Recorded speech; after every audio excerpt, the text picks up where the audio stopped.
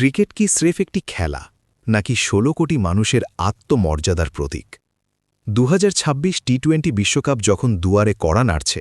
তখন সারা বিশ্বের নজর এখন ঢাকার দিকে কারণ বাংলাদেশ ক্রিকেট বোর্ড এবং ক্রীড়া মন্ত্রণালয় বিশ্বমঞ্চে এক অভূতপূর্ব এবং সাহসী বার্তা পাঠিয়েছে পরিষ্কার ঘোষণা দরকার হলে বাংলাদেশ বিশ্বকাপ খেলবে না কিন্তু তারপরও ভারতের মাটিতে পা রাখবে না ট্রফি জেতার চেয়েও যে দেশের সম্মান অনেক বড় আজ সেই সত্যটিই বিশ্বকে মনে করিয়ে দিচ্ছে টাইগাররা অনেকেই প্রশ্ন করতে পারেন কেন এই চরম সিদ্ধান্ত এর উত্তর লুকিয়ে আছে সাম্প্রতিক ঘটে যাওয়া কিছু ন্যাক্কারজনক ঘটনায় মুস্তাফিজ ইস্যু আইপিএলে চড়া দামে দল পাওয়ার পর ভারতের কেন্দ্রীয় সরকারের প্রচ্ছন্ন চাপে মুস্তাফিজুর রহমানকে যেভাবে কলকাতা রিলিজ করেছে তা কোনো পেশাদারিত্বের লক্ষণ নয় এটি ছিল সরাসরি বাংলাদেশের ক্রিকেটের ওপর এক আঘাত ভারতীয় মিডিয়া এবং কট্টরপন্থী গোষ্ঠীগুলোর ক্রমাগত উস্কানি এবং বাংলাদেশি নাগরিকদের ওপর ভারতের কিছু অংশে বৈরী আচরণের ফলে ক্রিকেটারদের নিরাপত্তা এখন বড় প্রশ্ন ক্রীড়া উপদেষ্টা আসিফ নজরুল ঠিকই বলেছেন যেখানে জীবনের নিরাপত্তা নেই সেখানে ক্রিকেট বিলাসিতা ছাড়া আর কিছুই নয় বিসিবি আইসিসির সদর দপ্তরে স্পষ্ট জানিয়ে দিয়েছে বাংলাদেশের জন্য হাইব্রিড মডেল চালু করতে হবে আমাদের গ্রুপ পর্বের সব ম্যাচ ভারত থেকে সরিয়ে শ্রীলঙ্কায় নিতে হবে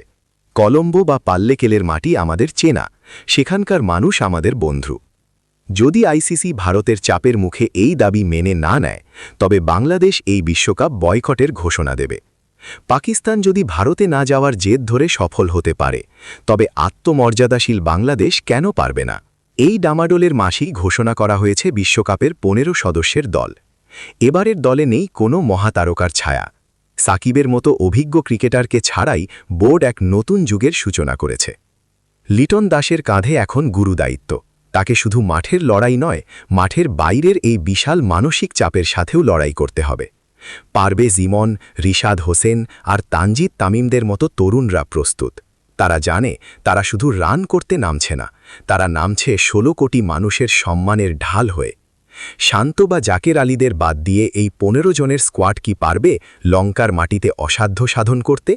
সময় তার উত্তর দেবে সোশ্যাল মিডিয়া থেকে চায়ের কাপ সবখানে এখন একটাই প্রতিধ্বনি আগে দেশ তারপর ক্রিকেট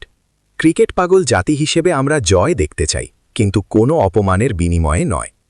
ভারতের মাটিতে গিয়ে গ্যালারিতে দুয়োধ্বনি শোনা আর নিরাপত্তার ভয়ে কুঁকড়ে থাকার চেয়ে মাথা উঁচু করে টুর্নামেন্ট বর্জন করা অনেক বেশি গৌরবের আমাদের এই লড়াইটা শুধু ২০২৬ বিশ্বকাপের জন্য নয় এই লড়াইটা আগামীর প্রজন্মের জন্য যাতে কেউ কখনো বাংলাদেশের ক্রিকেটকে ছোট করে দেখার সাহস না পায় ইতিহাসের পাতায় বাংলাদেশ যদি শেষ পর্যন্ত বাংলাদেশ বিশ্বকাপ না খেলে তবে আইসিসি কোটি কোটি ডলারের লোকসান গুনবে কিন্তু বাংলাদেশ জিতবে ইতিহাসের পাতায় আমরা দেখিয়ে দেব বাঙালি জাতি ট্রফির কাঙাল নয় তারা সম্মানের পূজারী আপনার কি মনে হয় বিসিবির এই কঠোর অবস্থান কি আপনি সমর্থন করেন আপনি কি চান বাংলাদেশ শ্রীলঙ্কায় খেলুক নাকি একদমই না খেলুক আপনার দেশপ্রেমের আগুন ঝরা মন্তব্য কমেন্টে জানান ভিডিওটি শেয়ার করে ছড়িয়ে দিন বিশ্বজুড়ে